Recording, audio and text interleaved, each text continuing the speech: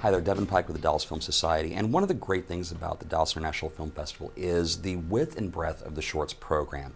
And you get a chance to see some amazing films, not only experimental but also great narrative stories as well. One of them is Kowalski, and to call it a coming-of-age story almost gives it short shrift. So that's why we had the co-writer Britta Lundin here, as well as Kelsey Coggin, one of the producers on the short. Guys, thank you for bringing this film to Dallas. We really do appreciate it. Thank you for having us. It's great being here. And as I mentioned, it's hard to call it a coming-of-age story because that doesn't do it justice. It's not a coming-out story because it deals very matter-of-factly with the orientation of the lead character. So talk a little bit about, as you and the director were putting the short together, did you make the conscious decision to where this is matter-of-fact and this is the story we want to tell regardless of it? Totally, yeah. It was something, Evan and I talked a lot about how, coming out stories are important, but not every gay movie has to be a coming out movie, and so we wanted to tell a story about what it's like to be a gay teenager, especially now where it's not as big of a deal, and just deal with that sort of in a matter-of-fact way. Kelsey, what I take it you've worked with this crew for a while, with this crew of filmmakers. Talk a little bit about when they were saying, okay, we've got this short.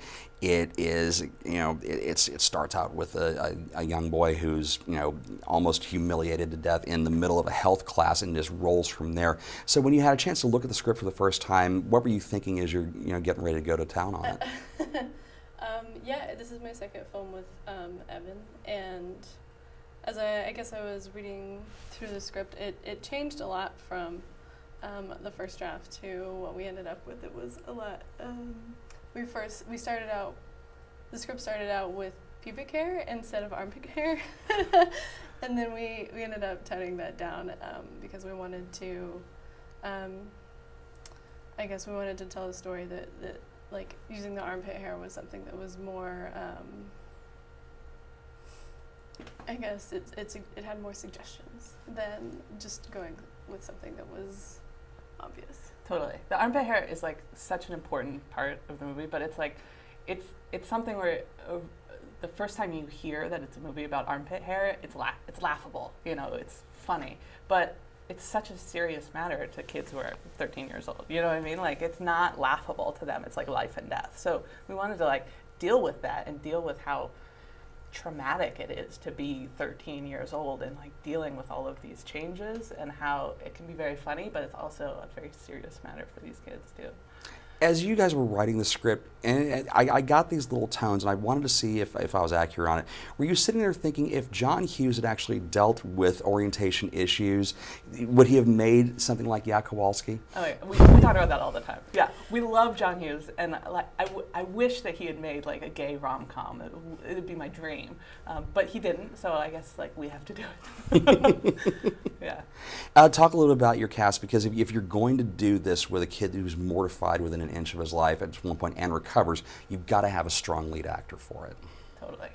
Yeah, we worked with Vicki Boone, who is kind of a well-known casting director in Austin, to help find the kids, and she brought a lot of really great options to us, and we ended up going with Cameron. We loved all the actors, even the extras we had a really great experience with, and it was amazing that all of the kids really related to each of their characters, and it felt like something that would really, it felt like something that they could experience. We wanted to create an experience for them on set that maybe in school they were afraid to really be these people, or the whole film is about, being comfortable with who you are, and so we wanted to kind of create that environment on set with a lot of the actors, and I think that we achieved that. I think there's something that happens as crew members. They think about creating a film as like creating an item that you have at the end. You're making a film, but especially when you're working with teenagers and young actors, it's also about the process of making the film and creating like an open environment and very I think it's just great to have, gay role models on set and have like a very friendly, open environment for these kids. It's almost like summer camp for some of them. They get to come, be a part of this like artistic thing, and then they have to go back to school and like go back to their regular lives, but for like a brief moment we've like really come together for something. When you're putting a film like this out, there's always the question, are you looking at doing this as a full-length feature? Is that something you're looking at doing with Kowalski?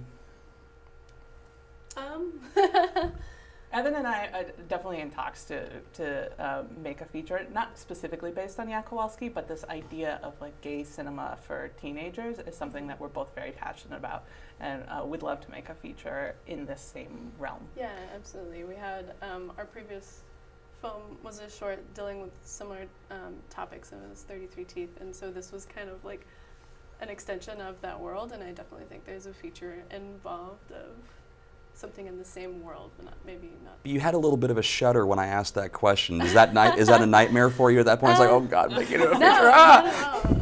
No, I love working with Evan, and he always gives me lots of challenges as a producer. That's the most politic thing you could possibly say about it. Well done. You want what? But I love challenges, and I think both Evan's a great director and writer, and Britta is a great writer, and she was also our assistant director, which was really fun to have both of them working together on the set. So yeah, I would love it. We're going to hold you to that, though, and Evan probably will as well.